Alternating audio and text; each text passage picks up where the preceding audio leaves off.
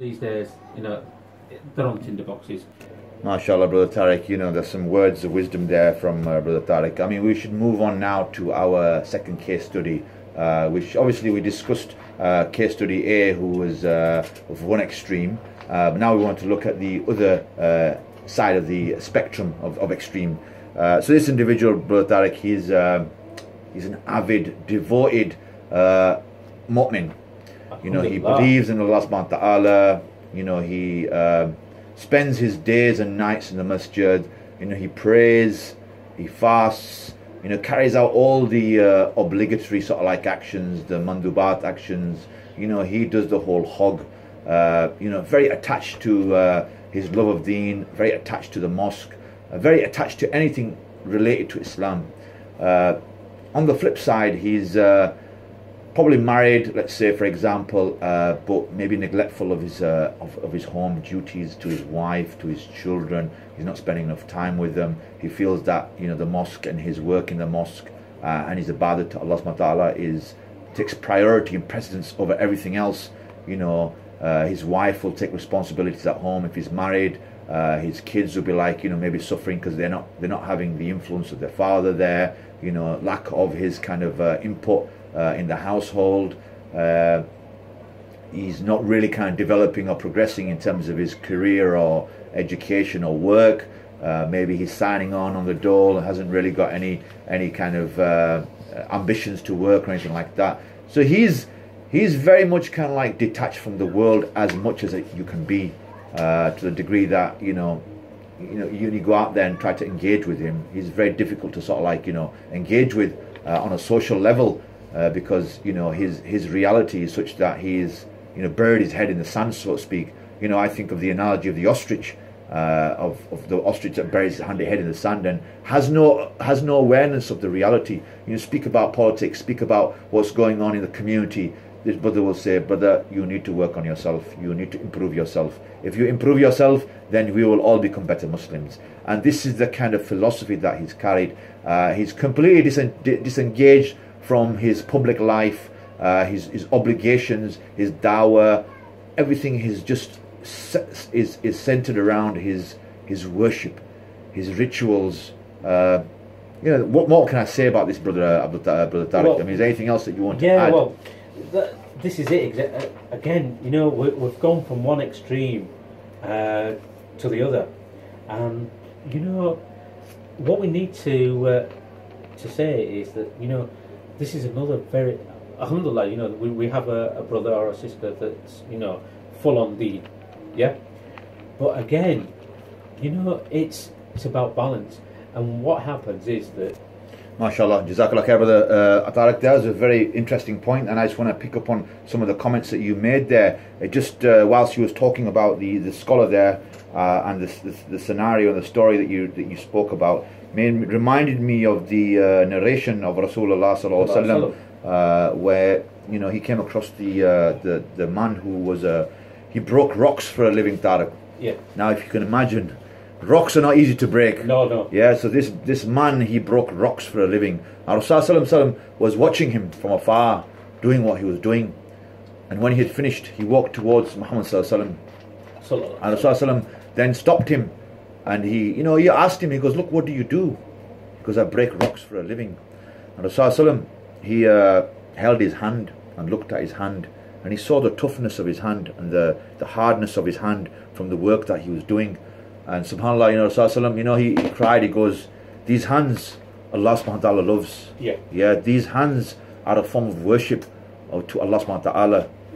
So this is the point we need to remember, that, you know, work is ibadah of Allah subhanahu wa ta'ala. That we have this misconception of what is worship. We attribute worship to being in the mosque. We attribute worship during the time when we're praying salah. But we do not recognize that our public transactions, they are also a form of worship. Absolutely. If we remember Allah subhanahu wa ta'ala in an action, whether it be a business transaction, whether it be, you know, the job that we do is a manual job, when we're doing that to seek the pleasure of Allah subhanahu wa ta'ala, that is ibadah of Allah subhanahu wa ta'ala. So, you know, it's very important that we understand the concept of worship. What is the concept of worship? How do we define worship? Is worship being sat in a mosque all day, you know, just praying extra nafils and neglecting the obligation of working and earning halal money, then this is completely wrong. And what we also need to remember, that Islam sets the parameters. It defines what is allowed for us and what is not allowed for us. It gives us that direction in life, that it gives us the gateway to pray. So we have our 5 obligatory prayers in the day, which is a remembrance of Allah subhanahu wa ta'ala, but also our engagement in public life is very important. You know, our presence in society.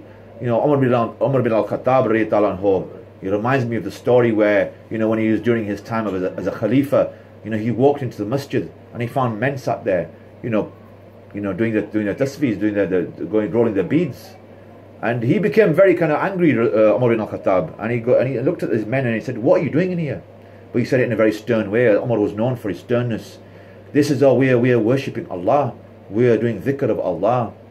And Umar then, he replied in a way that only Umar can reply, and he said, "You know, your dhikr of Allah is out there, is out in society, is out there earning and working and engaging. That is your dhikr of Allah. This is not your dhikr of Allah. That you have an obligation to engage as a Muslim. You know, a Muslim is not the one who becomes reclusive, who sits inside his house and does nothing else. You know, it reminds me of that story of the Bani Israel where, you know, Allah subhanahu wa ta'ala sent the angel down to destroy a nation.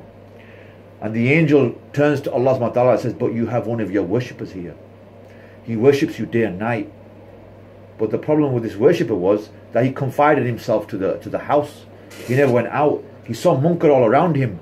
He saw all the kufr all around him, but he never engaged with the people and spread the word of deen. So it never gives dawah. Yeah, absolutely. So Allah subhanahu wa ta'ala said to the angel that destroy him first. Yeah. Because, you know, he's one of my worshippers, but what's he doing? Exactly. He didn't spread the knowledge, he didn't spread the deen. And let's break it down. And what it was is that, you know, we have individuals. Brother Tariq there for that comment. I mean, it's very true. I was going to add to that whilst he was saying, I think one of the important things for us to remember as an active Muslim is, well, sorry, let me just take that back a little bit. Back to the comment that you made. Obviously, it reminds me of the hadith of Rasulullah about how every action is judged by your intention. Absolutely. So I think the narration goes on to say that if you migrated from a place to another place for the love of a woman, then that's what you will seek and gain from that. But if your intention was to please Allah subhanahu wa ta'ala, and maybe to, you know, to propagate or to deliver dawah to a society of people or a group of people, then you'll be rewarded according to that. You know, so intentions are very, very important, as Brother Tariq mentioned. Anything that we do, we need to check ourselves. And this is something that, you know, Tariq, I'm sure you do, and I do a lot of times, that at times when we're out and about, we do lose focus of our motives behind certain things. But it's this very tool of this checks and balances that we have within ourselves that reminds us, that pulls us back in line. And I say to myself, Asif, you know, what motivated you to do that? It wasn't, you know, the love of Allah, your pure intention. It was because maybe your ego got the better of you, or maybe it was shaitan whispering in your ear and he pushed you to do that. So, you know, at the end of the day, we're human beings, and as human beings, we're fallible, we make mistakes, but it's that mechanism of checking ourselves that's very important, that pulls us back into line. And just following on from what Brother Tariq was saying, you know, as a Muslim, if we're not engaging in our community, engaging in the workplace, engaging in the education institutions, then how are we supposed to spread Islam throughout the world? You know, we're living in a reality in society now where, you know, the political climate is such that Islam is being demonized. There's an Islamophobia all around us. You know, these kind of opinions of hatred are being built around us. So this is a critical time for us as Muslims, that we are out in the forefront, engaging, representing Islam, that we are all ambassadors to this deen. And if we are not in the places of work with the non-Muslims, engaging with them, discussing with them, demonstrating and showing them, you know, a walking, talking version of deen, then we are losing this struggle and battle, because this is the sphere that we have, this is the amount of influence that we have, and that's what we'll be judged upon. If we suddenly seclude ourselves into our houses and into the mosques, and, you know, we shy away from these, you know, these environments and circles, then we're doing an injustice to Islam. Because people out there, they are yearning and looking for something. They are wanting something, or they have questions that they need to be answered. So where are we? Where are the soldiers of Allah when Allah needs His soldiers to be out there defending the borders, defending this deen? You know, that we need to be actively involved, and we need to go back to basics. You know, I know from conversations with certain brothers, Brother Tariq, that, you know, when all of these things have been going on around the world, and a lot of Muslims are kind of questioning their identity, they're getting a reality check, saying, Asif, you know, I thought I was inclined, you know, towards this liberal Western societies, but now this has given me a big wake-up call, and I've started to go back to who I was, and I've started to realise that, you know, I'm a Muslim. Absolutely. You know, sorry, Asif, I have to interrupt that. You know, I think following on from what you're saying there, Brother Tariq, I think it's very important that we as Muslims, first of all, need to recognise and realise that we hold the truth. Yeah. We hold the keys. Okay? The reality is, right, Allah subhanahu wa ta'ala has chosen us over everybody else. And I think first of all, before we make the first step forward, is we need to have that realization. We need to understand our position and status on this earth, and we recognize that, and we understand the magnanimity of the responsibility. Remember this, Tariq brother, that when, you know, Islam was delivered to mankind, the mountains couldn't handle the responsibility. They crushed at the very thought of it. And, you know, Adam alayhi salam, our father, he said that, you know, I will take this responsibility, because Allah, he asked Allah, what is the reward of this? Jannah. So, you know, that from the very onset gave us a very clear vision of our objective in life. And going back to this point about engaging with non-Muslims, remember, we engage with people based upon our ideas. Our ideas have to be very strong to be able to challenge the ideas of other people. And it's not challenging in a way that is confrontational, but more of an enlightening way. That when we do an action, it's based upon a thought. And that thought has come through rational contemplation. It hasn't come by chance. This is a very important thing, because there's a misdemeanor among society that religion is built upon a blind belief. But we as Muslims know that our belief is built upon conviction. There's a very, very big difference. Whereas if you look at popular society today, most of the people, they will do things based upon being manufactured by society. Society tells them what is good, what is bad. Society programs them to think and behave a certain way. So it is men and corporations and institutions that are giving them the criteria for life. But we do not submit to that system. We do not submit to that kind of culture. Rather, we submit to the one that created us.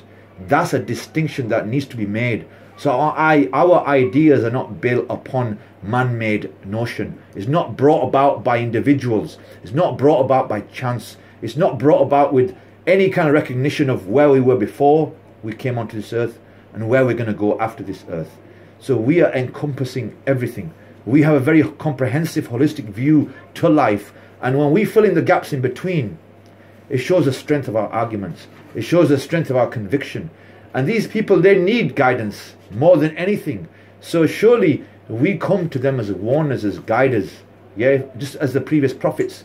They came to the people warning them. And I know it sounds a bit like a sermon I'm giving you here, but it's not quite a sermon. I'm trying to give you some kind of motivation here and inspiration that we are doing the work of the prophets. Because there are no more prophets now. We are here and we carry this responsibility. But the issue is that are we satisfied on a day-to-day basis that we have relinquished, not even relinquished, but we have done some justice to this responsibility. Now, me and Brother Tariq are on the air here today, and you know, my intentions and his intentions are that we want to do as much justice to this subject as we can. And those that listen to us on the other side of these microphones, on the other side of the radio, are taking something positive away. That we are inspiring people, we are changing mindsets of people, and we are sort of motivating people to sort of like change their outlook to things. That, you know, for myself, when I walk out in society, I know I hold the truth. I know that I am confident enough to deal with things. You know, before this, I lacked confidence. Before I had Islam, I was very shy. I was very introverted. But alhamdulillah, Islam brought me out. Islam gave me a criteria. Islam made me step up to my obligations. Absolutely. And what we've got, and